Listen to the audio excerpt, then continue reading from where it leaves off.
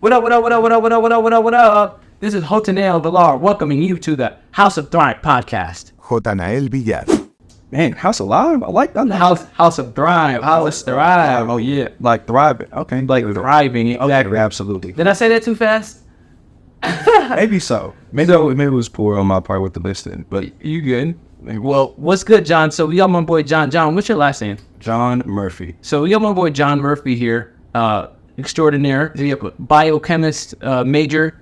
It was Graduate. When did you graduate from? I graduated from Texas State with a biology degree and a minor in biochemistry. You flattered me, sir, with the extraordinaire part. Extraordinaire, man. Intelligent young man here. I'm telling you right now. We've been chatting it up for a solid hour now. Literally, camera for sure. And, man, enlightening me on so much. A lot of things that have to do with health and wellness, and why you decided to get into what you're doing. And I want you to let the people know what's going on. Let us know what your background is. We're going to talk about today. We're going to talk about health and wellness. We're going to talk about spirituality. Right. We're going to talk about business. We're going to talk about just the overall well-being of life, especially for minorities, right? And things that we need to take a look at, how we need to dictate our paths, especially in this economy and this time, and having gone through so many different things, absolute trials and tribulations culturally. So I had the opportunity to meet you about a couple weeks ago. Yes. Right. And there was something there. I knew that you had a certain spark about you. So yeah, let me in a little bit about your early life and your background in what you graduated with and all that. Absolutely. So John Murphy, absolutely, from Arlington, Texas. That's right outside of Dallas, DFW, like 10 minutes away from Cowboys Stadium, and go Cowboys. But my story, I think, is pretty brief. I played football. I ran track in high school. I was pretty good at sports. I like to think that I was one of the better ones on the team. I went to college. I went to Texas Lutheran first. I went to Texas State second. As you spoke to, I graduated from Texas State with a degree in biology and a minor in biochem. In regards to how I got into wanting to be in health, that kind of started with my first injury. I was in high school. I was 14. I broke my hip in warm-ups trying to be cool. Trying to dunk for the cheerleaders. I literally came down on my right leg, and essentially what happened, the force of the impact hitting the ground kind of pulled my bone and the muscle away from each other. Oh, that's crazy. Yeah. And so I was out, right? I was out for 4 months, and we didn't do surgery because my doctor said my growth plate was still open. I was still growing. He didn't want to go in there and, potentially, stunt my growth. And so I sat it out, and I got with my PT, and we began working and getting back into things. And I told him I would really, really like what we were doing. And he knew I was an athlete and all the aspirations that I had. And when I told him I wanted to be a PT, he said, it's just not what you think it's going to be. And he alluded to the fact that it's a lot of paperwork and a lot of things that come to insurance and all of that. And he kind of steered me in a different direction. We can fast forward to my junior year of college. I had decided I was going to be a PA. And I just wanted to add something too, because that's funny you shared that story about your hip, right? Because when I was in about to be my senior year in high school. Okay. And I was a rotund dude. I was 300 plus at least. And I was running at this relay race and broke my ankle, right? Okay. And man, they gave me some medication, bro, and I was faded. But anyway, that's just that. No, that's and I was drooling on myself and all that kind of stuff. But dude, yeah. So anyway, yeah, keep going. I want to hear more in that story, Dave. Absolutely. So we can fast forward to my junior year. I have decided to stop playing football at this point. The semester prior, I got hurt in spring football after I decided to walk on in Texas State. Long story short, I got hurt at the wrong time. Things didn't work out, but that's okay. I meet with my academic counselor. I can't even remember her name, but she was so honest. And she's legitimately telling me my GPA was not high enough. And what she meant by that was it wasn't high enough for PA school standards. I think at that time I was around a 3.5, 3.45, well enough to graduate. But going into the science field, everything's, you have to be good on paper. So a 3.5 isn't acceptable to become a PA? I would say with the limited amount of slots, the average GPA was probably 3.7 or higher. I wouldn't say that 3.5 isn't good enough, but I'm sure that that is probably the base level requirement. Because it's super duper hard to get into. Yeah, I didn't realize that it was such a. I didn't realize that you needed such a high score. Absolutely. To actually accomplish that. Absolutely. So that makes a lot of sense. Yeah, and so we kept going, and I graduated. I was too far down my degree path to kind of pivot into the PA or PT route. So I finished my degree in biology, and I got to probably like my last semester, and I'd already decided the easiest thing for me to do would be nursing because I had a lot of sciences. And then if I wanted to be what I call the equivalent to a PA, a nurse practitioner, I could just go back to school and do that. And so I would ultimately reach the same goal. It would take an extra year, but I believe the mental stress that would come with essentially, medical school in 3 years as opposed to two separate, times in school. And the thing about the PA not the PA, but the MP is you could decide not to do that. For the instance, the pandemic could have came, you could have ran up, a whole lot of money and decided you don't even want to do that. But I don't even have to make that decision if I didn't want to be an MP. But I've decided to be a nurse, and NP is the ultimate goal. But when it comes to the fitness and the wellness part, I think the thing that strikes me or the thing that's been on my spirit the most is the fact that there are so many young people who believe that being healthy is harder than what it is. And I just want to share my life because I think I am a perfect balance of the two.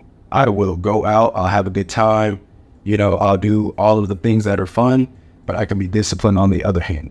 And the thing that people don't understand, and what's kind of apparent when I do a lot of my clinicals and things for nursing school, people didn't know the consequences of their actions when they were younger. Yeah. And so right now, people are 18, at least the group that I'm around, 18 to 25, 35, that young adult age group, they're living fast, not worried about when they're 30, 40, 50. Yeah. There are some simple things that they could do each and every day that would prolong their life significantly, improve the quality of their life significantly, alleviate a lot of the issues and things that they're dealing with in their life right now. And it's free, all because of the benefits of exercise. And so just from the scientific benefits alone of moderate to light exercise daily, you would think while you have the energy and the ability to do it, you would do it just for the fact of extending your life. Let's not talk about looking good, feeling good, all the benefits that come with those two things, right? But just doing the little things that add up and that will pay you dividends later on down the road.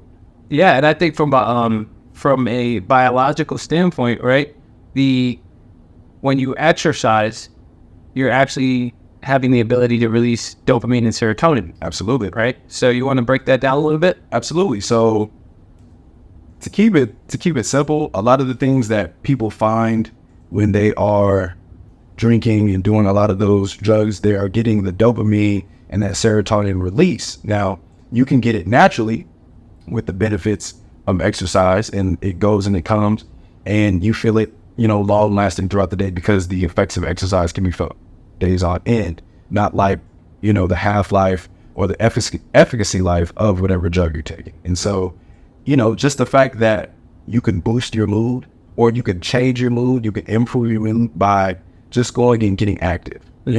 I make the point to people that there is no such thing as a bad workout. Regardless of what you do, you've just made yourself better. Exercising has no downside unless you are physically hurt. There is literally nothing bad about exercise.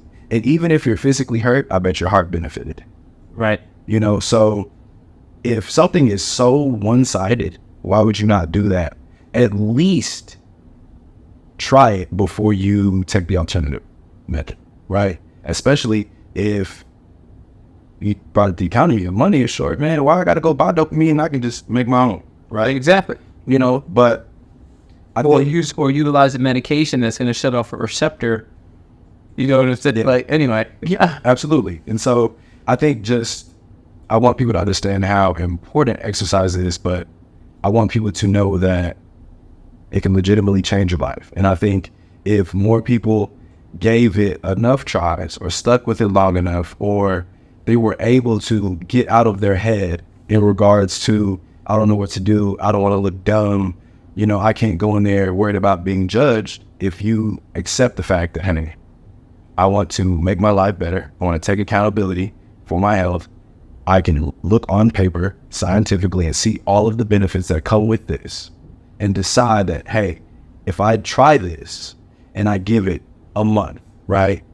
If I give it 30 days and I just put forth consistent effort, from day 1 to day 30, you won't be the same. I'm willing to bet you, if you're a person who isn't highly active already, 30 days of exercise, you may notice a difference. And that's enough to keep most people going. But you just have to do it 30 days. Yeah, it's fast, man. 21 days to formulate a habit. I mean, I think that, once you lock it in around 90 days, and this goes to the idea of like the 10,000 hour rule.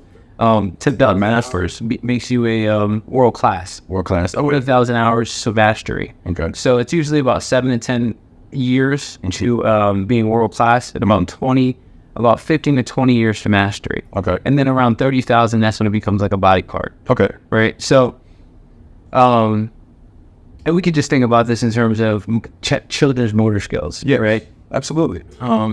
So it's funny because like the other day I was at the gym, kind of got into it, got a little bit into it with a former trainer of mine, and I got caught in my reptile mind, right? So I'm not afraid to say this, but we had a conversation. He's like, I take fitness very seriously. I was like, bro, I take health and wellness very seriously. Right. And it's funny because I was thinking at the time that those two are separate things. Right. But not one is separate. They're both mutual. They go together, right? Because but see, then there's the other perspective, like there's these guys out here that seek after aesthetics, and this is why a lot of people don't like to go to the gym. But I'm so happy that we're here to demystify this, right? Because we're going to demystify this. We're going to clean this all the way up. Man. Listen, health and wellness for one individual, health and wellness looks completely different than just like taking a fitness attribute to it. Absolutely. There's so many other components to it, right? Absolutely. Like, for example, it's good to look aesthetically pleasing. Yes. Right? But is it healthy to have high blood pressure? No. You know what I mean? No. It's good to look aesthetically pleasing, right? But is it healthy to have liver failure? No. Okay? No. It's good to look aesthetically pleasing. Is it healthy to have cardiovascular disease? Not at all. Right? Not at all. And, I come from, we were talking about this earlier, I come from the pharmaceutical space. That was one of the first jobs, one of the longer tangible jobs that I had. I did 8 years plus there. Right. Got about 10,000 hours in the pharmaceutical space. Right. And if you look at the root word of pharmacy. Tell me what it means. Do you know what it means? You know what?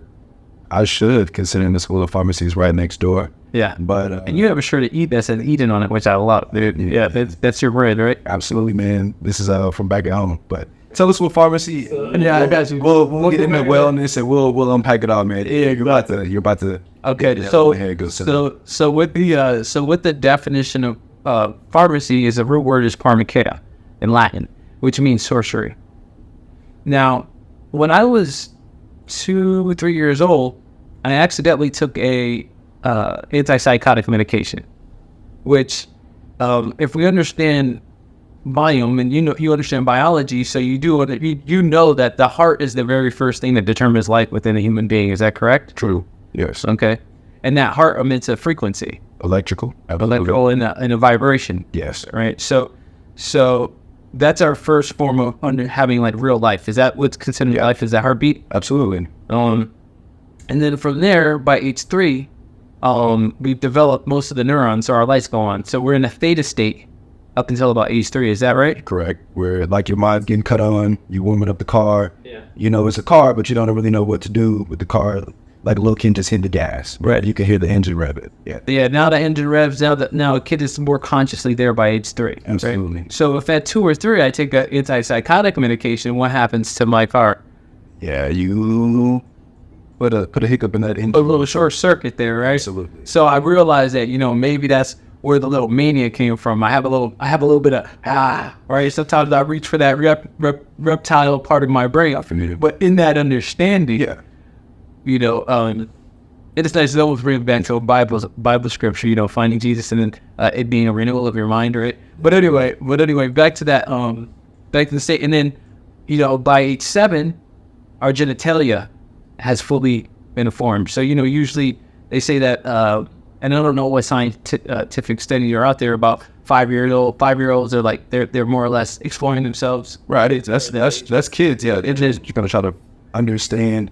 They're not gonna necessarily ask a lot of questions, but they're gonna, what is this? What is that? Exactly. You know? Exactly. And there's no way that, and now about the segue, because there's no way that a child knows what their sexual orientation is in that age, from 0 to 7. Probably not. Definitely not old enough to make the decision to decide, hey, this isn't for me. Yeah. So anyway, we're not going to go too crazy on that one. And then like 7 to 14, I've heard I've seen or I've read in some reports that there's kind of a null phase there. Yep. But back to the pharmakeia, right? So all I have to say is that, you know, our underdeveloped bodies in general, right? Because 7 to 14, we think 14 to 21, 18 is definitely not really a man, right? Unless they're taught proper principles. Sure. Yeah. You know, and based on the environment, yeah, right? Because that goes back to the heart being the first thing, yeah, right? Mm-hmm. So based on their environment, their heart is emitting a frequency.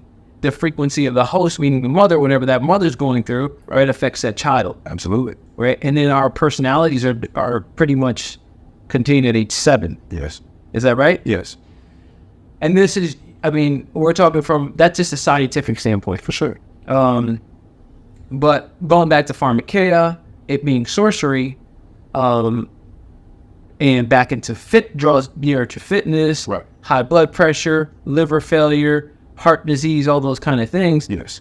I just like to make it clear that, you know, talking to a fitness person, like I was talking to the other day, I'm about health and wellness, he's about fitness. But you can't, they are in one way they're together, yes, in a way that, in a way they're exclusive. Yeah. Because you can look aesthetically pleasing, but you probably shouldn't have high blood pressure. Absolutely not. And I'd like to think that I'm both of those people. Yeah. I played sports my whole life. I'm a certified personal trainer. And I would say this to your health, wellness, and fitness thing.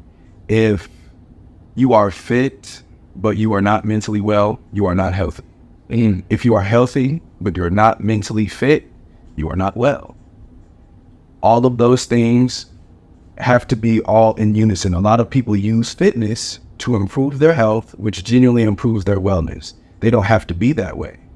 You can promote wellness and health through fitness. You can also promote wellness through fitness and health. And so you can't have one without the other. And to the point about why people don't go to the gym, absolutely, that is one of the reasons. I think you definitely brought out a significant portion of a lot of the people who you see at the gym nowadays. And there's nothing wrong with wanting to get big and wanting to get swole, but there is a super low tolerance for that type of, I would say, I'm not gonna say it's bullying, but discouraging behavior. Because y'all are arguing when y'all should be working together. Yeah. The issue that I have with that is, and I'm not gonna say y'all were both short-sighted, but he was so worried about being fit that he wasn't understanding that wealth and wellness and health go right in hand with that. Yeah. You know, and so, you know, that's something that I think is a problem with the fitness industry, is they definitely take away from the wellness part because people feel challenged. And if you push people away from the gym, you can't be promoting positive health. Thusly, their fitness decreases and a lot of other people's fitness decreases in the same way. Yeah, and I think a lot of times it's communication. Absolutely. It's an issue. It's an error with communication, right? Because like if I hold myself in high esteem, right? Yes. And exactly as you said, like, look, your boy right here, I'm going to be 100% with you. My awareness is out here, but then sometimes I'm short-sighted. For sure. Right? And that requires awareness. Yes. Right? Yes. You know, like, for me to admit that I could be short-sighted, which we all can be short-sighted because we're human. Right. But like you said, the thing that separates you from a lot of other people is you can admit it. Not only you can admit it, you're probably making additive changes that kind of be less short-sighted. Yeah. So, like you said, that's the biggest thing. But when you're on Instagram, you can't necessarily convey that type of communication. You don't have that type of awareness. So when all you see is a blanket post about the super swole guys in the corner, you're going to associate that with every super swole guy in the corner. And so, I just want to say that to get out in front of the misconception that all those things are different. Being aesthetic is cool and all in one thing as long as you're healthy. And it's vice versa. Right. It's all about balance at the end of the day. Those three things should be in harmony. Any one of those out of balance throws you out of balance. You know what I'm saying? That's 100% factual. So it's just all about keeping everything where it needs to be kept. And it's ultimately like this, I reach for pharmacia, right? Because here's the deal. I've done it all. Right. Does that make sense? Yeah. I've gone from being 313 pounds, being overweight half my life, right? To now, being a dad and moving between sometimes dad bod and super physically fit dad, right? Absolutely. And sometimes I call out fat people because I know how they think.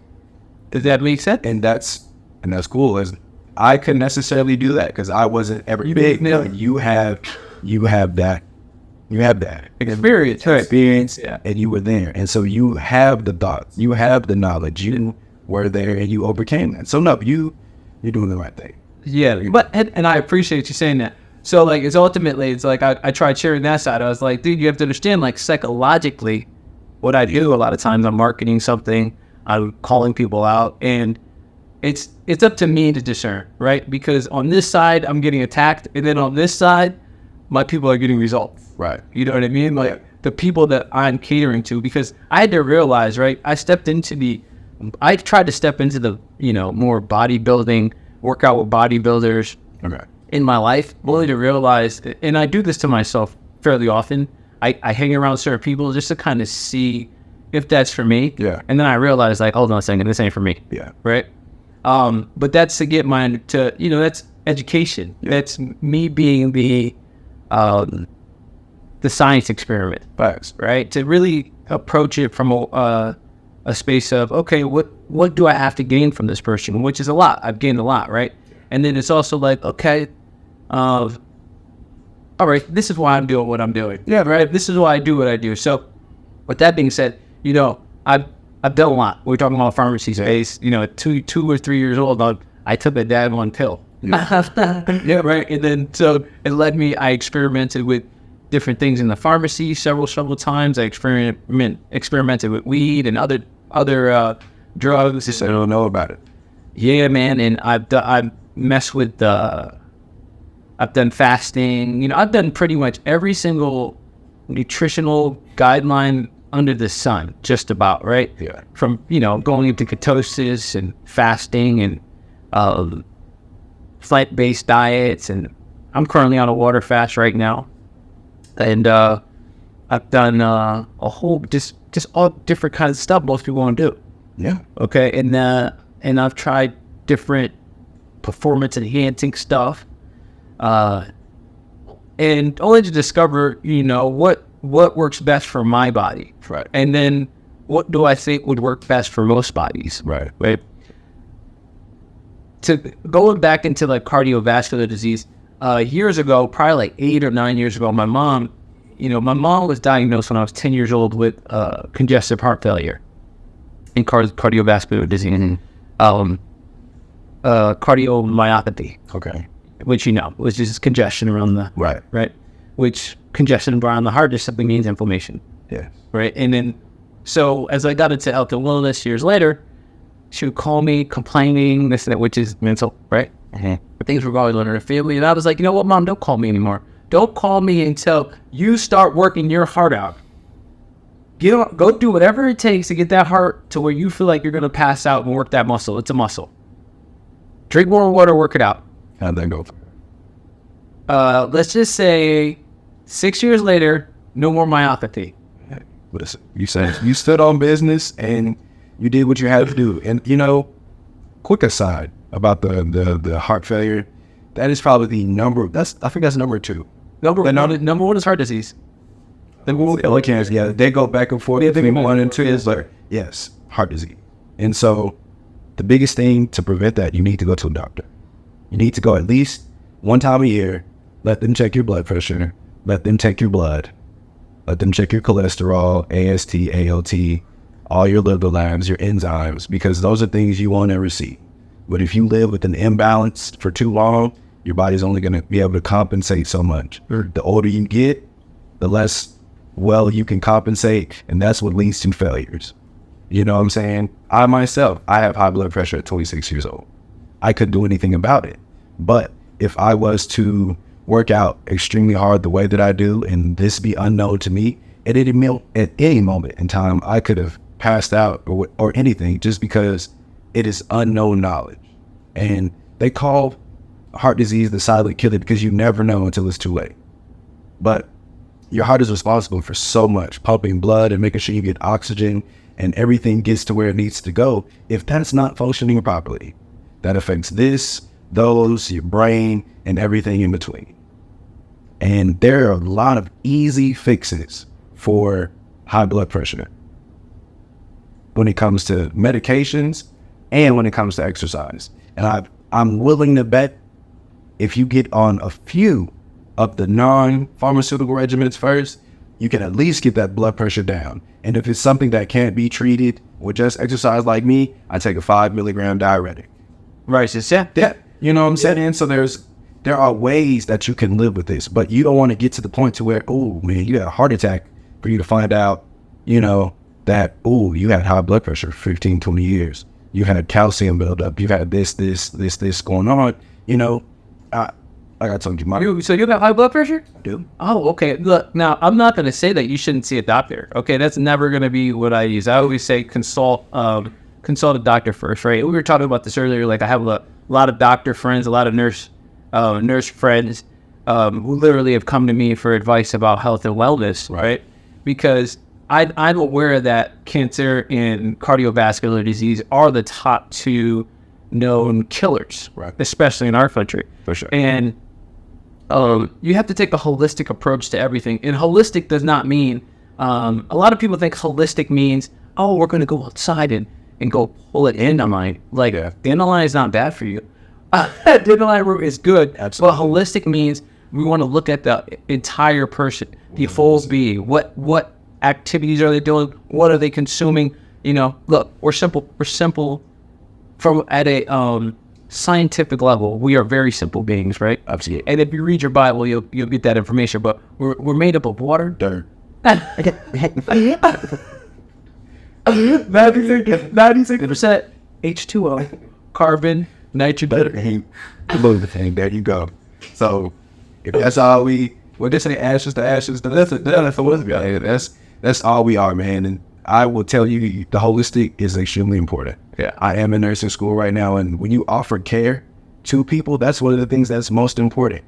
There are studies that show people who have a productive, nurturing, caring environment do significantly better than those who don't. That has nothing to do with the type of treatment that they're receiving, but just the people you have around you, the place where you go, the place where you lay down. Those type of things have an impact on how you recover. So of course they can have an impact on whether or not you get sick, how sick you get, or if you get sick at all. So holistic definitely matters. Your environment probably plays a bigger factor than a lot of people believe. Don't quote me, if I would have grew up differently, that's not what I'm saying. But the parameters around which your environment play on your health and a lot of those things from a cellular level is extremely important. You have to be willing to put yourself in the right environments. Yes. Right? Absolutely. It's not by chance that you and I met. For sure. Right? We met at the gym. Right? And if there is a signal to my bat brain, now I have a signal that says, hey, this is the person you have to talk to. Who's that signal? I like to say that signal comes from the Most High. Yeah. Right? And it's awareness. It's called raising your awareness to surround yourself with like-minded individuals who have an understanding, right? Absolutely. And in all our life, we want to gain knowledge, but overall, we want to gain understanding. Yes. Dang, that's not me. Thank you, Jesus. That's legitimately the way that it should be. You know, you could point to, like you said, the way we met. We met at the gym. You would presume that we share a lot of the same qualities because we met at a gym, not just Walmart or any other place. There is a certain type of person that goes to the gym, right? That person is anywhere from they just want to be healthy to, as the common term on Instagram, they're fighting demons. So for whatever reason that they're there, they do know that their health is important, and they know that the benefits that it offers are better than probably anything else I can get off a shelf or anywhere else. But even if that's not the reason, just the fact that you take time out of your day to physically exert yourself when a humongous proportion of the United States and a large chunk of the world does not, you've automatically separated yourself and put yourself in a minority. And what's so cold is, like you say, United States, but we're last I checked, we were like 46%. We're way over 46% obesity in the United States. And I don't even use the United States. I just think about Texas. Texas is the worst state. As far as obesity goes. Yeah. And look, here's the deal. It's not, look, some people get this misconstrued. You can be overweight and still be healthy. Right. And this is, one of the parameters that I measure whenever I put somebody on our scales, on my shop. Right. Is, I'm measuring the fat around the heart, right. Because there's a subcutaneous fat, and then there's the, how am I drawing a blank right now? There's subcutaneous, intracellular, there's all kinds of fat layers. And so I looked around the fat. Overweight. Yeah. I'm looking at the fat around their arteries, right? You know what I mean? So I'm looking at the fat around their heart. Right. And it's like, dude, let's get that baby moving. Yeah. Let's put the right foods in. Now, because I've worked with a lot more overweight, right? I came from being morbidly obese, right? Absolutely. So I tend to work with I'm not morbidly obese people. Okay. And with that being said, a lot of them don't exercise, right? So if I can put them on a regimen, right, that is going to allow them to satiate their normal appetites, for sure, right? Yes. That's plant-based, right? And they start exercising, let's say they start at like 20 minutes a day, right? And it allows them to eat at that fat around their heart much quicker, right? But they're still satiated, right? And they're getting fructose, which bypasses the kidneys, goes straight to the cells, right? They're getting more of a, they're getting a sugar that it tastes good, but it's better than that. Yeah, exactly. Better than high fructose corn syrup. Absolutely. So, it's just interesting. Like, I'm about weaning people off of their old habits. We can't expect someone to just jump into a new habit overnight. It doesn't work like that. I'm not even going to say I break a bad habit. I believe in the 80-20 rule. 80% of the time you do right, 20% of the time you do wrong. In the grand scheme of things, I like to think about it like this. If you have 3 meals a day, I don't count the weekends personally for me, but you have 3 meals in a day, 5 days a week. That's 15 meals. You got 3 meals on the 2 days on the weekend, right? So that's 15 days during the week, 6 days off. If you can't live with a 3-to-1 ratio, then I really don't know what to tell you, because if you get too far out of balance, you're going to start affecting yourself. But I mean, even when you think about it, like you said, a regimen, something satiating, you're only really going to be having those cravings probably a few times a week that are like, really over the top, that are hard for you to fight. So get into those so it's easier for you during the week, to do what you want to do. I personally don't even count calories. I like to I've lived a life long enough to where if I want to have something bad, I can have something bad. A bad meal will fall within 20% always, And I think the issue, right, with people is, I got to stop doing that. No. How about we do a little bit less and add this? And the moment they hear less, they're automatically assuming that it can't be done. Now, I'm 100% a proponent of meeting people where they are. And so I haven't worked with morbidly obese people. I've worked with people who were actually formerly athletes who gained some weight and they just want to get it out. So I'm very frank with it. And I was like, all right, that's going to cost you about an hour on that. Let's not get it twisted, bro. I work with I mean, Yeah, my demographic is a third, bro. Yeah, you know, sure. and what's so interesting, right, is it's all about the season for me, man. Like I could work with some of the top athletes, right? Some cats that were top athletes, right, and then be working with people that are 80 years old. Yeah, You know, and for example, my buddy Tom, man, he's been a a good friend of mine for about 9 years. He's been on one of my health regimens for at least 8. And he has a lot of melanoma and things of that nature, and he had a big melanoma deal years ago. Mm-hmm. And I put him on a more plant-based regimen, and skin's cleared up. Since I met him, dude, he looks younger. He goes to the doctors, and they're like, "Get out of here, dude. You're way too healthy. What are you doing?" He's literally the specimen, and it's nice to be able to have that the different age groups, right? Like, dude, I'm telling you, man, like people with gout and things of that nature, where like wellness is about wellness. It's about longevity. For me, wellness and health and fitness and all that stuff. I'm 36. They say that most people over the age 30 can't even do a burpee. That's You know what I'm saying? Can't do a pull-up. Yeah. You know, and fitness, yes, is great.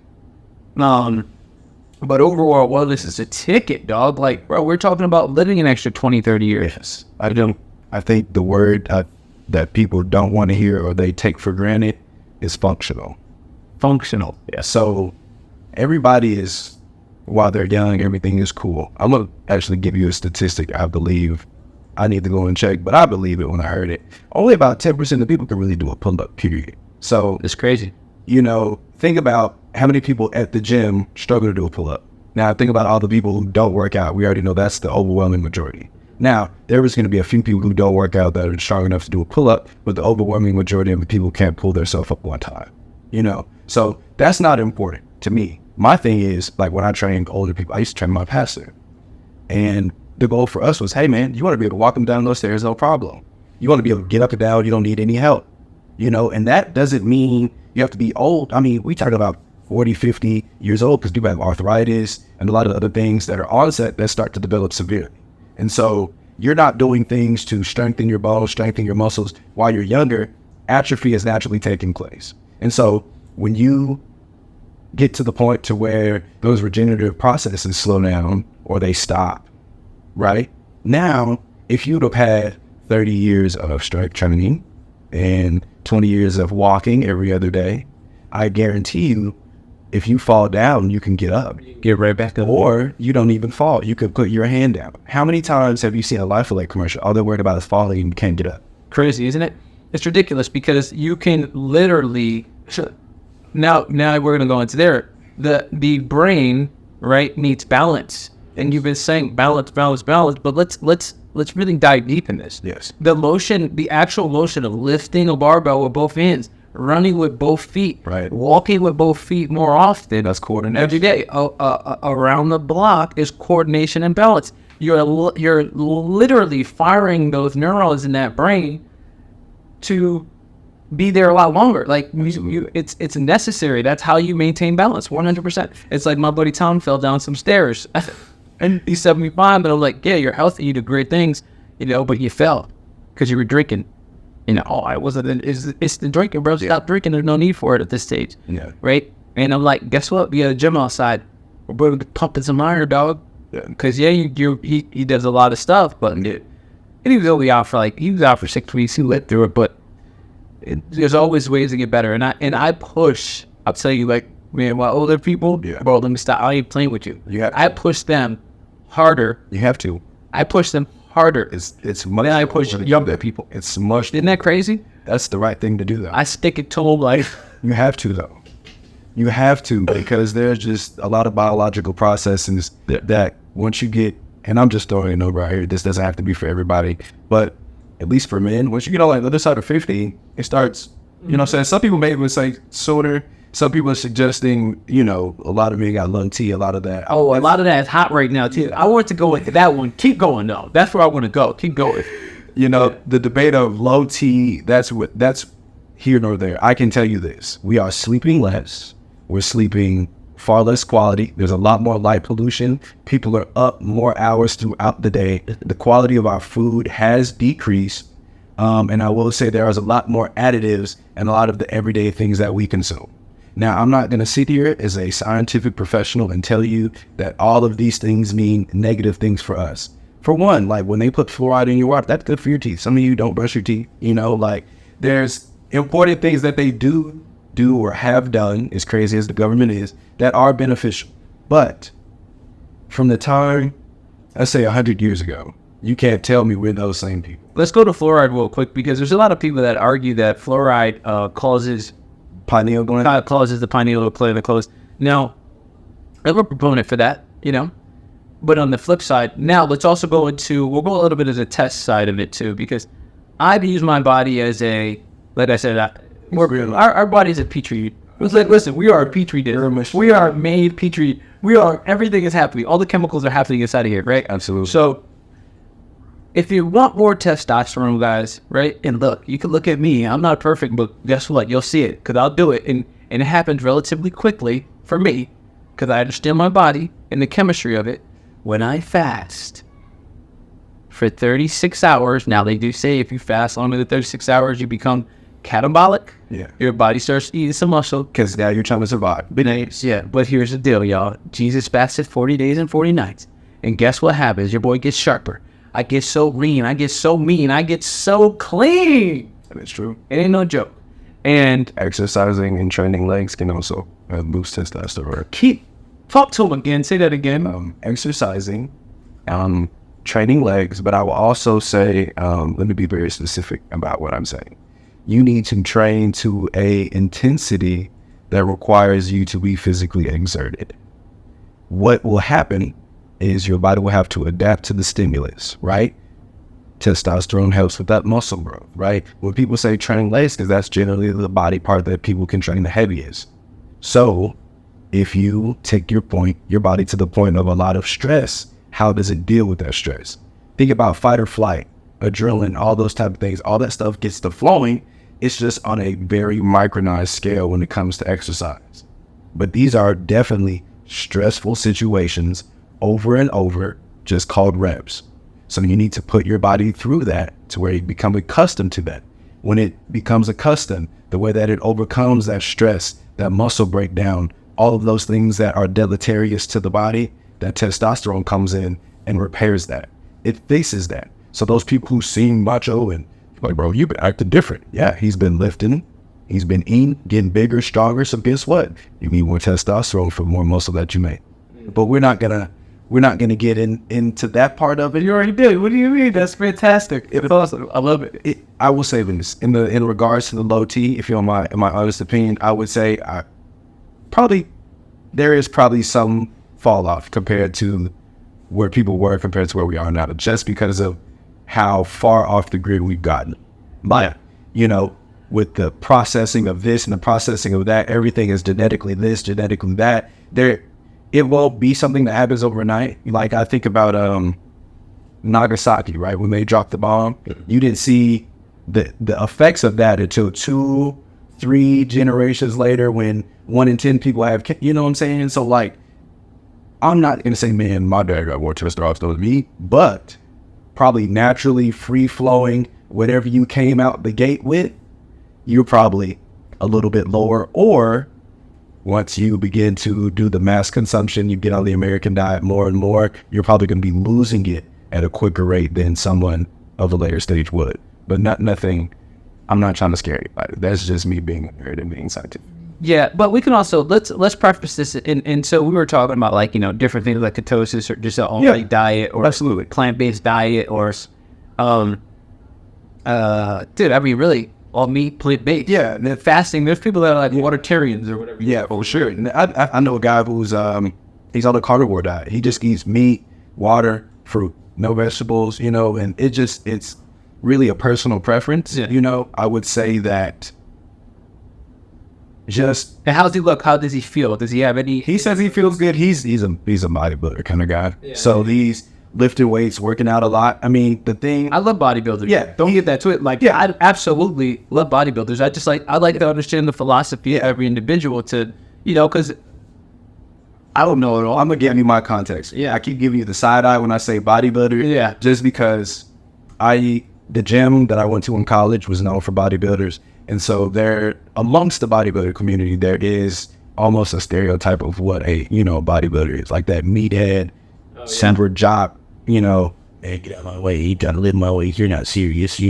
protein shake, just the whole, just what I'm saying, no fun, all business, just an unenjoyable person.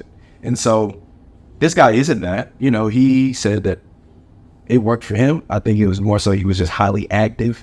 And, that protein synthesis was Oh, man, I think the camera's going to stop, G. that's all good. Yeah, we're going. Yo, no, this is the connect one. Yeah, bro, let's go. Dang, bro, yes. It stopped. It was 10. We went more than 30 minutes. Put it back on. We're not done. Oh, yeah, no. Yeah. Man, we get 30 minutes here. Drink some water here. Good stuff, dog. This is going to be really good. About facts. Absolute facts. This is a really good one, bro. For sure, this is a good one right here. Man. I'm excited about this one. Good thing, man. This one's going to be very helpful for a lot of people. For sure.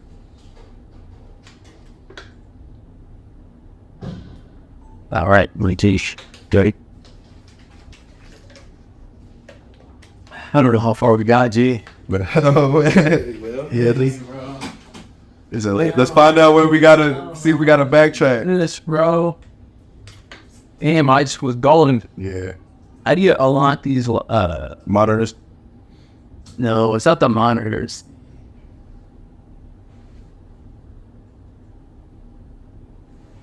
Oh, okay, let me tell. Can't tell me, and then it's just.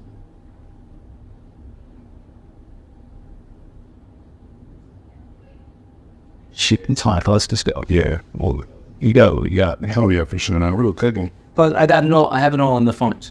Oh, yeah. Yeah, so what? For sure. You say we are good to go. All right. Yeah, that's why it's good to have multiple cameras. Definitely. Otherwise, Yeah, it would be sick work. It'd be sick work. I would be so like, yo, We gotta create the flow again. Oh man, yeah. So back to what you were saying. About the diets. Yeah. Yes. So I think that we're using the word balance, and balance is extremely important. So I'll give you a little background. When the pandemic started, I went plant-based for like 4 months. Right. I got super duper lean. Like I was probably the lightest I had ever been, like 188. I personally wasn't a fan of as lean as I was, but don't get me wrong, like it wasn't the plant-based. It was just the calories, and I was just working out crazy. But I did feel better though. I went down to 183. I look at it, man. Like it. 183 plant-based. Yeah. Completely raw, almost damn near raw. Okay. Yeah. Your boy was skinny fat. I did not like that shit at all. Yeah. But also, I'm still dealing with like, and this is why it was good to work out with a bodybuilder, because I do understand I understand protein and, right. How much I should take. And the reality is, we were talking about a third. We were talking about a third. A third of people are going to do it completely to the top T. Yes. A third are going to fall on and fall off, right? And the third people are just going to fall off. Right. I know where I can in the third. Yeah. And that's okay. And I think me and you are in the same space, because I know I'm not to the T. Now I know I'm not going to fall off, because so I'm all about the happy balance. But even when you talk about the the thing about your rule of thirds, there are thirds, but I think everybody gravitates to one, you know what I'm saying? Like everybody gravitates to 1/3. You know what I'm saying? Like you said. In some form or fashion within their life. Exactly. Yes, exactly. Yeah, of course. Yeah. And that's the thing. When it comes to finding out where you stand, I think balance is everything. And I think I use bodybuilders. They're the ones that are going to be on that side of the T. You know what I'm saying? You have those people who, like younger me, I could eat whatever I wanted. I wouldn't gain a pound. So you couldn't tell me I needed to go work out. So I would be over here. But eventually, he can't be a bodybuilder forever. You can't eat what you want forever. Exactly. The sooner that you understand that balance is a thing, while you're young, you can eat whatever. You can use that to your advantage. Also, while you want to be a meathead and eat whatever you want and get as big as you want, you can use that to your advantage. At the end of the day, guess where you end up? In the middle. So you end up being rebalanced. literally. I mean, so to be a rebalance, yeah. That's the thing, you know. And I do want to say something very quickly, just because I was on my way here and I was putting in a reel, and we're talking about being in the middle. And this is for, I don't know what camera I'm looking at. There's a lot of cameras here, but I'm gonna say this for all of my friends, everybody who is 18 to 35 years old. And this is, Look at that one straight ahead. the one in the middle. Okay. Yeah, that's the one. Yeah, talk to him. And he's not gonna like me for this, because he told me that I should get that money either way. And I believe that paying it forward is gonna pay it back to me. But here's the thing. Where is it? This thing right here, this iPhone.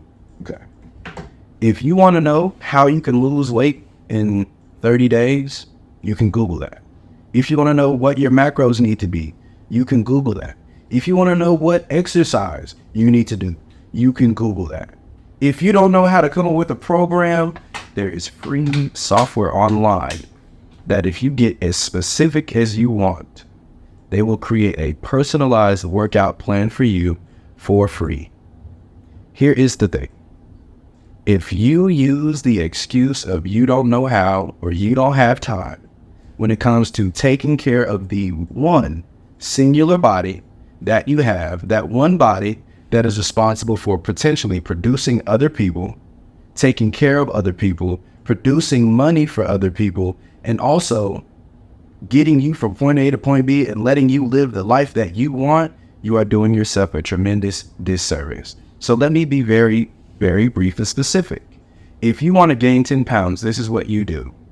You go to Google and you type in calorie calculator, and you will get 5 to 6 websites that will literally give you calculations that you put in. This is what you do. You go to each and every single one of them. You put in your information honestly. You put in where you want to be honestly. And what you do, you jot each of those down, right? You add those up and you divide by however many websites you went to. You just created an average of probably 5 to 6 different reputable scientific establishments who created an algorithm that will come up with a plan for you. So not only did you just ask 5 to 7 well-trained, informed people about what you need to do, you didn't have to call anybody, you didn't have to talk to anybody, and you didn't have to pay a single dime for it. Now, you take that information, let's say they told you to gain a pound a day, you need 3,000 calories. Well, how am I going to get my 3,000 calories? All you do, you go back to that Google search bar, you hit backspace 5 times, and then you type in macro calculator. And they will tell you what percentage of your diet needs to be this, that, and the third. And they'll even get fancy enough to tell you, if you're an athlete, eat this way. If you're trying to gain more muscle, eat this way. If you have high this, high that, eat this way. Now, you have just created your meal plan, meal guide, your eating parameters, and now you know how much to eat.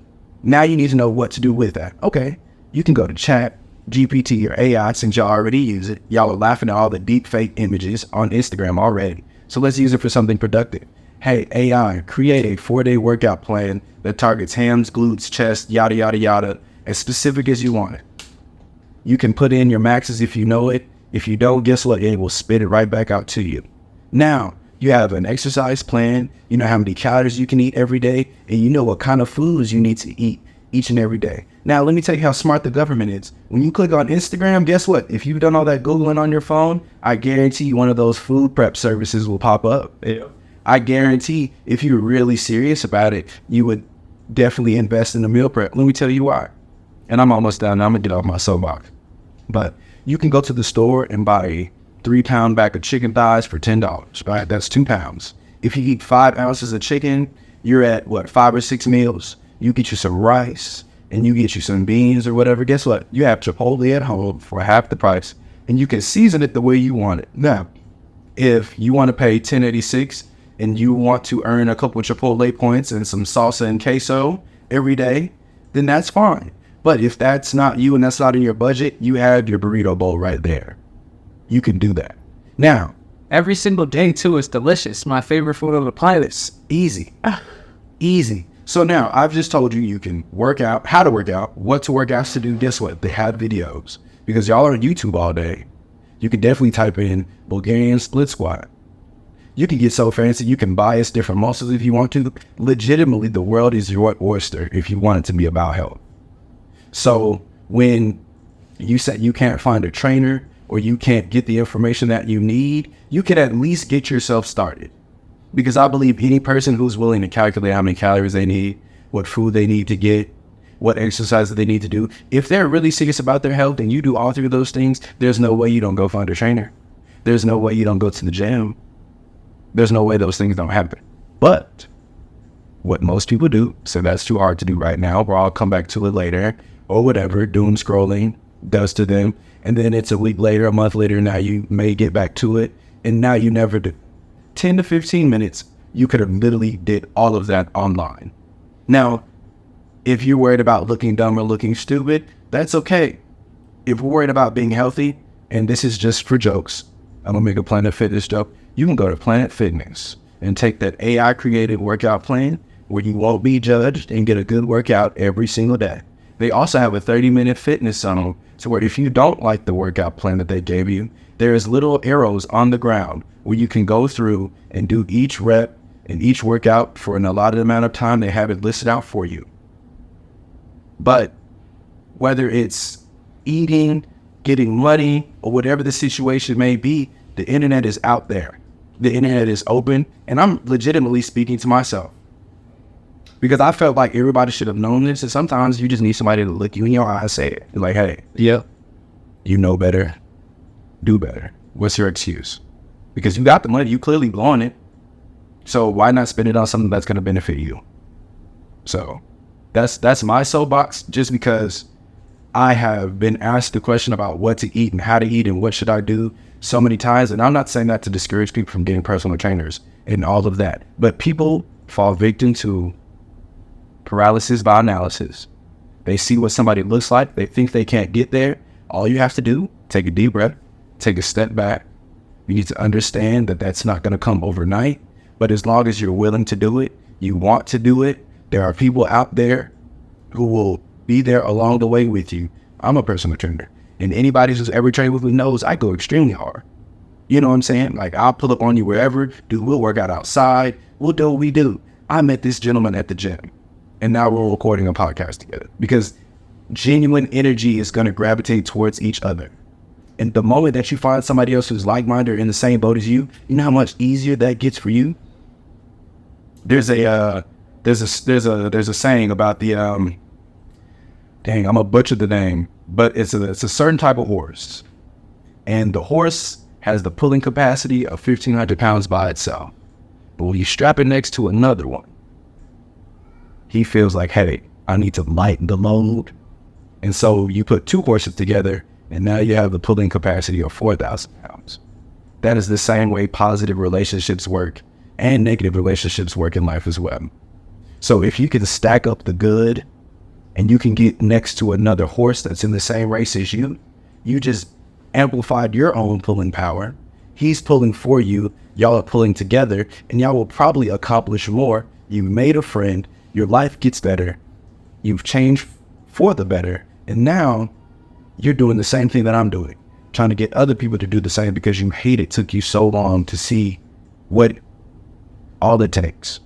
And that's it. That's my soapbox. Hey man, I had to let you run because you're like, hey, you're not gonna like this. Listen, I give all that information away for free, right? And what I found too is that some people actually need that information. Definitely do. Right? Definitely do. Get your MyFitnessPal on. Go to Google. Get the Chat GBT. Yes. Go make yourself a bowl. Make yourself a bowl every day, 3 times a day. Yes. Okay. Get your 3,000 calories above what you're normally eating. Yeah. Right. It's really not rocket science. We're really simple. Yes. You know. Yes. And yeah, I love it. I love the fact that you share that. And then also what I find is that some people just need to hear the words out of the individual's mouth. Like, hey, you can go do this. And some personalities relate to other personalities. So yeah, there is that dynamic. It's good to have a friend or a mentor. It's good to have other individuals work with you. And it's good to go out here and figure it out yourself. And it's funny, another thing that you said, dude, I was scared to work out in the gym for a long time. Yeah. Because I didn't want to, in my mind, being that because I was so morbidly obese at one time, Right. I thought people were looking at me. For sure. Man, that, our pain turns into narcissism. Yes. And I heard that last night from a pastor. Like, our pain turns to narcissism. So in my heyday, being overweight, I did have a trainer years ago when I first started on my journey, Right. my health and wellness journey, who said, hey, you got to eat good, but he didn't tell me how to eat. Right. I just would go work out. I'd run on the treadmill for an hour, and then I would lift weights. Yes. He would show me how to lift weights. And then when I got to college, played rugby. I always was an athlete, but then got into drinking and all that other nonsense. And then when I really got serious, I started, doing that P90X stuff. Insanity. Yeah. I finished that, and then when I was doing Insanity, I was like, honey, I can go to the gym now. I feel good. I look good. Let me go to the gym. Insanity and P90X? Yeah, for sure. So I'd run to the gym, and first gym I got a membership at, all this, like my own personal one, like I paid for, was Planet Fitness, the judge-free zone, right? Man. And that it's funny because most of my friends, like, a lot of people, like, I have as clients or I consult or and that things of that nature. There's a vast majority I've given free information to. Yes. So I think it's great. It's awesome because we should do that. Yeah. With that being said, that 30-minute deal. Yeah. 100%, dog. Yeah. I think that's the best workout. You should start circuit training. Easily. Easily. You get everything you need right there. Easily. And I think you were about to hit the nail on the head, and I may have cut you off. I think the biggest thing is this. You said 30 minutes. Oh, yeah. Everybody thinks they need to come in and do an hour and a half, and they need to go off this super detail and this, that, and the third. And I'm going to use Chris Bumstead as an example. You are not Chris Bumstead, okay? You don't need to train your rear delts and your front pecs, and you need to check the insertion of your bicep. That is not what you're going for. That's not what I'm going for. That's not what any normal person is going for. You need to go in, your heart rate needs to be elevated, and you need to do something taxing on your muscles. That is legitimately the extent of what exercise is. I didn't say you needed to lift a weight. I didn't say you needed to run. I said you need to exert effort, have an elevated heart rate, and tax your muscles. When the quarantine started, I literally could do walking lunges. Then I would just transition to something like a burpee. And then I would do a couple push-ups, and then I'd do that here, there, everywhere. A couple of sets of rotations, and that's legitimately all that you have to do. Because we're talking about wellness, right? We're not talking about being swole. We're not talking about being buff. We can get to that. But we're talking about the things that will improve your life, keep your life good, keep the quality of your life elevated. Those are the things that are necessary. You want to be able to walk when you're 70. You want to be able to get up out of a chair. You want to be able to prevent yourself from falling. You know what I'm saying? You don't have to use a cane. You don't have the people to help you, wait on you. You don't want to be a burden. It's not, you have to be the physical specimen. You don't have to be the fastest. You don't even have to be close to the front. We just don't want you dragging the back. It's all about longevity, man. Absolutely. And you know what's funny is years ago, maybe like 10, 11 years ago, when I was really kind of holding in on health and wellness and really learning and, understanding, one of my first business partners was a biochemistry major. He graduated with a biochemistry degree, right? And he would tell me, hey, this is why this is so perfect. This is why it's so perfect, because it has this amino acid and it has this amount of protein and it had, it's a perfect simulation and blah, blah, blah. And I'd be like, yeah, dog, sure. But anyway, before I lose where I'm going with this one, I used to watch this crazy bodybuilder because, again, I was scared to look like, I don't want to go to the gym because these guys are judging me, right? Yeah. And Kai Green, you familiar with Kai Green? No, Kai Green. Kai Green had how many heart attacks? I know. He had a couple of heart attacks, I believe, for 1 or 2 or what have you. He stopped doing Mr. Olympia and stuff. He does more of the social media now, but I can understand. Yes, He was doing huge social media back then, and I was like, dang, I'm not that smart, but he was so, my brother was a skinny guy. My brother was always skinny growing up, where I was always fat, and he always wanted to put on muscle. Like, he would buy any program, and one point, at some points he'd get real diesel, and and then we were watching Kai Green, and he's like, boy, he's like, that's cheap. I'm gonna go get me some ramen noodles. You know what I'm saying? Because Kai Green was had all these videos where he was eating a bunch of ramen, and he's like, you don't want to know how I get swole. Did the long noodles? I think about the pack in jail. Yeah, if you're saying that, You don't eat. Yeah, exactly. Yeah, I was sure. And I was watching that, and I was like, something's not right about that. Right? By the sodium, he buzzing in them ramen That's packs. just, I'm not gonna get that. Don't work for me. A lot of salt, right? A lot of salt in them. A lot of sodium, which causes high blood pressure, hypertension, which causes heart disease, which causes a heart attack, son, cardiac arrest. And it's like, dude, now it's funny because Speaking of him, I literally saw him. He had told me he had just fasted. I literally had scored across his. I'll eat to my 36 days, and man, I eat watermelon like he's. exactly. You know what I'm saying? He mass and he eats fruits, and now he's all about the vegan, vegetarian. And it's like, wow, how interesting. The same thing that I've been preaching Right. for a long time, plant-based. I've been knowing this fasting. I was fasting then. Yeah. When I was watching his videos, and I realized, like, I love bodybuilders. I think they're great, but we're talking about health, overall wellness, longevity. You don't want to die of a heart attack. I'm sorry, but then again, if that's what that sport requires, they're gonna do whatever it takes, and I respect it. You don't want to do that. Let me quick aside about the fasting. That's probably one of the easiest ways that you ensure that you don't eat too much. If you don't eat too much, you can immediately see results. And let me just give you the reasoning behind it. We already are staying up longer. If we are staying up longer, that means we are awake and active, requiring more energy. I can't remember them off the top of my head. There are two chemicals, Nerlin and I shouldn't even do the names out. But when your sleep is not regulated properly, Melatonin? not melatonin, but your appetite is affected by the amount of sleep that you get.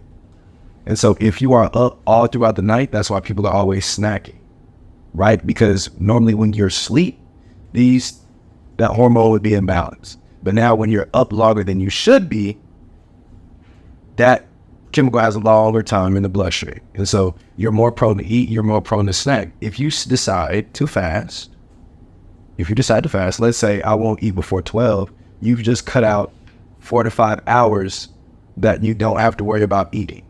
Now, if your eating window is 12 to 10 and 12 to 8 or whatever it is, you're less likely to try and jam all of the food for 16 hours into 12 hours. Because it's going to be hard. It's going to be hard for you to stomach that. You know what I'm saying? So fasting, and I would say the easiest way to do it, literally start some hours before you go to bed, and then wait to try to go to noon the next day. Let's say you eat dinner about 7. You're talking more about intermittent. Yeah, just intermittent, something to add in. You don't have to do it every day. Right. You get every other day, or for me, or anybody going on vacation, you want a vacation hat. If you know you're gonna go out later and eat bad, don't eat. See, yeah, I'm currently on a 5-day water fast. You're way better than 5 days water. Yeah, but it's for me it's mental. I mean, you can still mental. Because it's like I just had a thought, like, did my wife cook? And I'm like, hold on a second. So you're not Eddie. when we're done with this, I'm going to work out. I'm going to work out after this. I'm going to hit the session, right? And it's a psychological game. Right. If I'm snapping at people, I know that I need to fast because I know I got to get this stuff on my body, right? And for example, like, say I'm going to go into meat now, right? Yeah. Now, I don't think meat is bad. I don't know. I mean, there's a lot of people out here that do. But I do notice a connection with food. Everything is information, right? Right. And there's parasites in meat. So could those parasites be communicating with us? Possible. No, I'm not a scientist, so I'm just saying this is just a possibility, right? Yeah. But however, we know this though.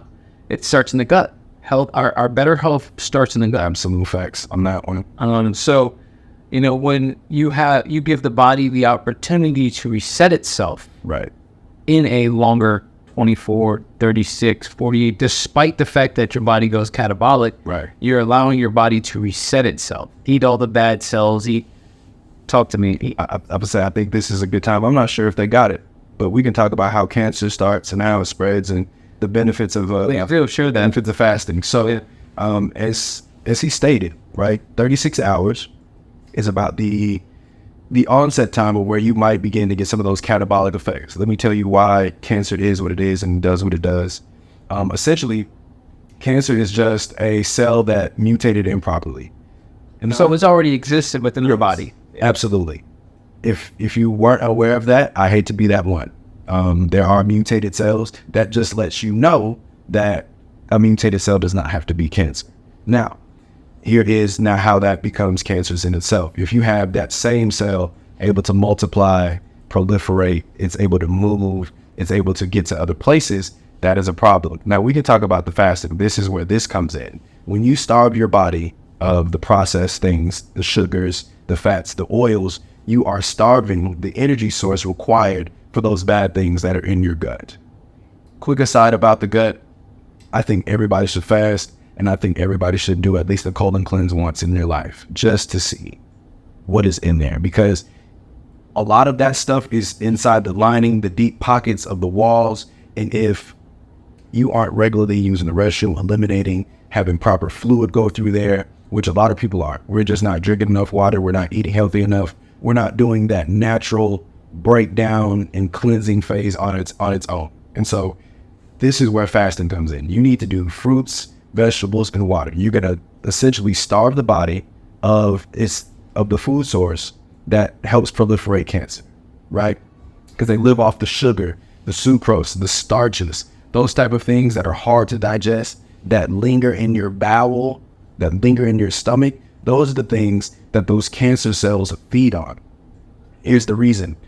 When you eat vegetables, fruit, and that type of stuff, it's quickly used, you quickly excrete it, right? If you eat a steak or you eat a heavy meal, it takes a super duper long time because there are a lot of preservatives. Your body has to work hard to break that down, i.e. we're further away from the source. Now, if you're eating genetically modified food and you're doing the eating, the drinking, the smoking, and you already had a bad diet and you weren't exercising, your body really doesn't have an opportunity to cleanse itself outside of what naturally happens subconsciously, things that we can't, control, our lymph system and all of that. But when you go to the gym, you get in the sauna, you sweat, you run, you do all those type of things, that speeds up that process. Now, if you haven't done a fast or done one, I suggest you do, because you significantly reduce a lot of the plaque buildup. You can lower your blood pressure. You can help your body restart a lot of the regenerative processes that may have stopped, that may have slowed. You can help boost them. Now, one question real quick, because I think that I wanted to go back to plaque real quick, Right. before you just Get into it. Go ahead. Because from my understanding, and correct me if I'm wrong, plaque buildup affects the brain. It also affects the heart, right? Absolutely. Okay. And can you just elaborate on that a little bit? Yes. So plaque buildup, if you don't know, you have arteries and you have veins. Think about your body as one large water hose. You want that water hose to be unkinked and uninterrupted. When you have an artery and you have plaque, you have essentially reduced the circumference of the blood that is able to flow through.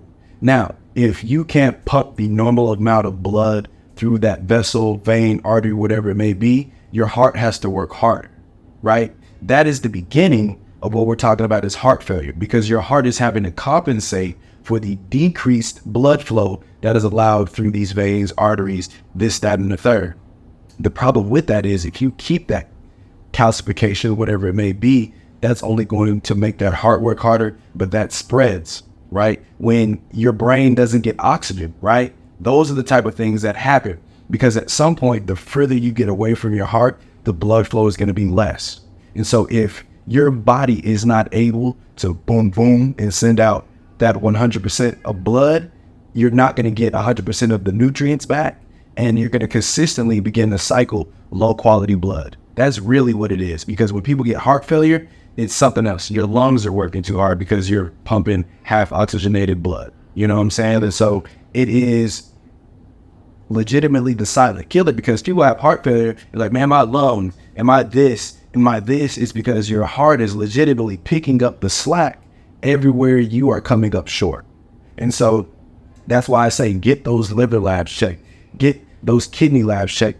Please go get your blood drawn. Yeah, and what's so, you know what, and when you speak like this, it just fires up another region of my brain, right? I feel it. I could just feel, I'm like, okay, next thing, right? So it's kind of like everything on Earth seems to be modeled off of the human body. Yes.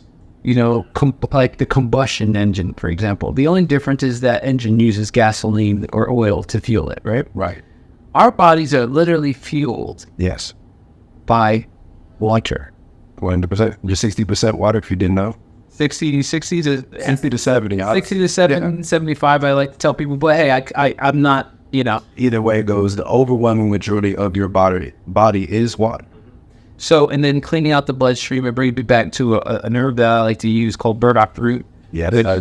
You're familiar with, Absolutely. right? And then Irish sea moss, which is another good herb you could take because it has 92 of 102 minerals that our body's made of. Absolutely. And we're said to come from the sea if we believe in evolution, which I don't. But Right. Seeing as our body is made above, Majority water. Yeah. Why are we drinking spring water? We want something that is good for the body, easy to receive, close to the source as possible. Mineral water close to the source, right? So it has minerals in it, whereas purified water, and listen, don't get twisted, guys, water is the biggest, bottled water is the biggest scam on the face of the planet, but it's okay because I still buy water bottles, right? I guess. I would say this, if you're debating with people what water you're drinking, you're really already winning. Because for most people, they're already not drinking enough water. So if y'all, man, I don't drink. Besides Dasani, don't drink Dasani. I think anything other than Dasani, whether it's Pure Life or you want to go to the geyser, it doesn't matter. Drink your water. Drink something. Yeah. Drink something. I won't drink purified water because I don't like the fact that it's pulling nutrients out, but it's no different than you drinking alcohol.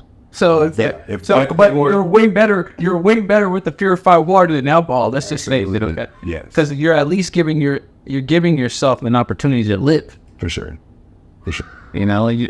That's like one of your, aside from God, that's one of your sources of life. Yeah. I mean, what is it in Genesis where it says the Spirit of God was over the? You got me on that one. Come on, bro. The Spirit of God was over the water. Listen, you got me with. I'm sorry. You know what I'm saying? Yeah, for sure. No. With that being said, it's like, dude, a lot of this information was already given to us. Yeah. And it's like, how do we choose to take it? And that's a big man, this has been.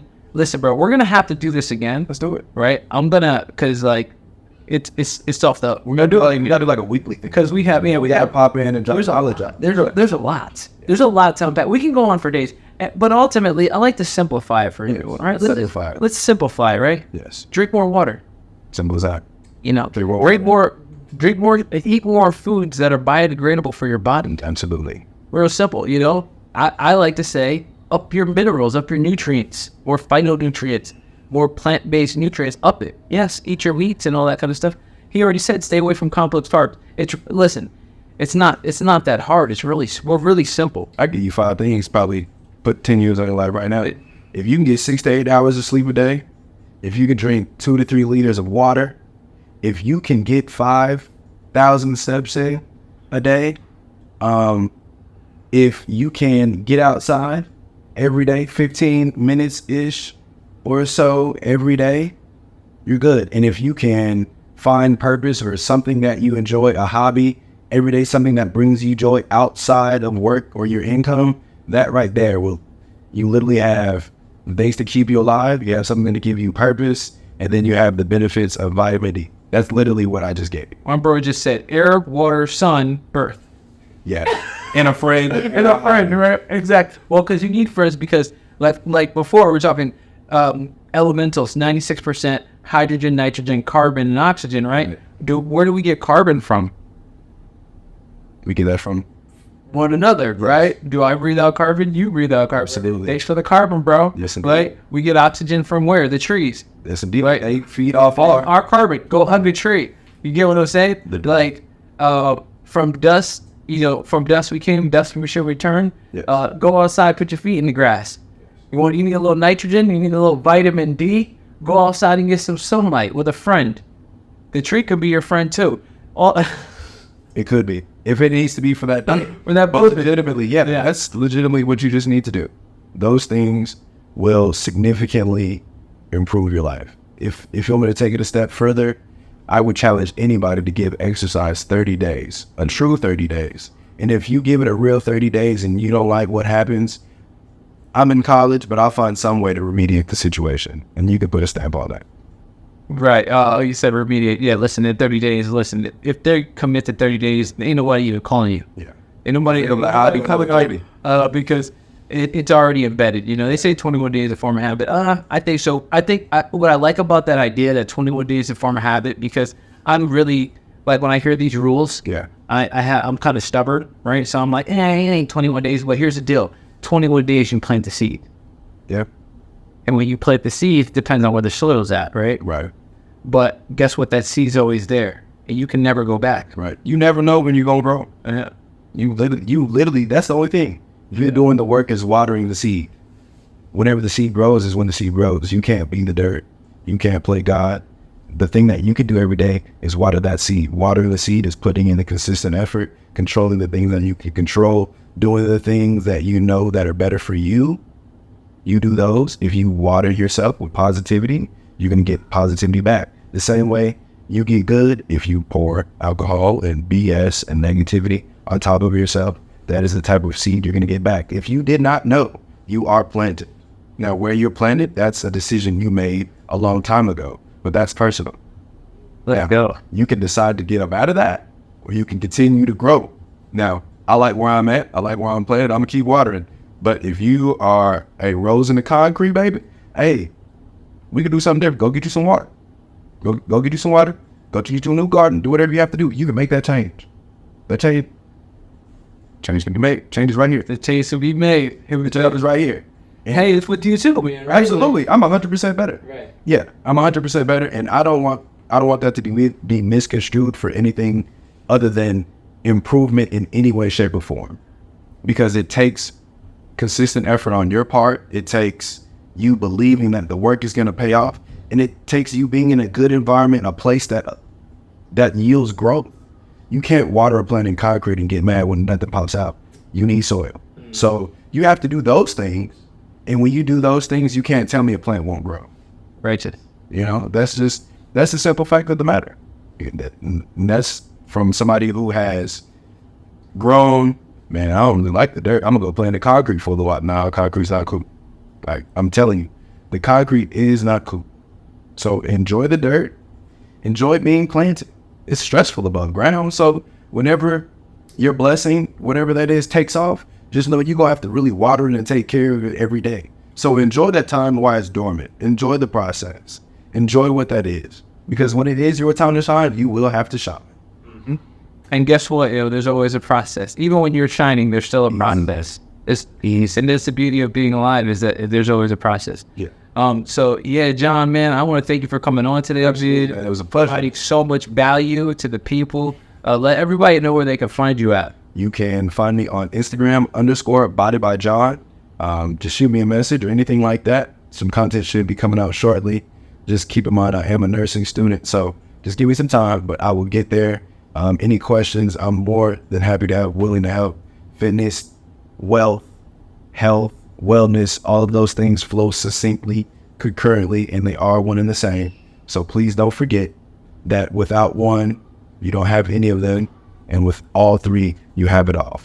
And if you guys found some value today, go ahead and hit that subscribe and that like button. Follow this man. And subscribe to this man. And let's get it cracking. We're here to give you the holistic approach to life. And it's just exciting to be with y'all today. Absolutely. Thanks so much. Love you guys. It was a pleasure.